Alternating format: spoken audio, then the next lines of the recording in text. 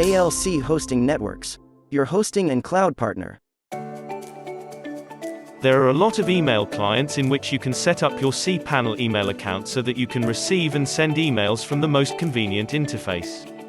Today we will show you how to set up the Windows 10 email client using your cPanel mailbox. First, open the Mail app on your computer. If you've used the Mail app before, at the bottom of the left navigation panel, select Settings. Now choose Manage Accounts, and then Add Account.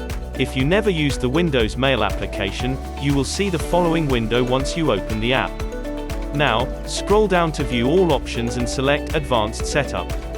Then choose the Internet Email option. Fill in the fields in this window. Both the email address and username fields should contain your full email address. Enter the email account's password in the password field. The account name, and send your messages using this name fields may contain any names of your choice. The name from the account name field will be displayed in your Windows Mail application. The name in the send your messages using this name field will be seen by your recipients. You should specify the name of the server on which your cPanel account is hosted in the incoming email server and outgoing SMTP email server fields. You may find the server name in the welcome email.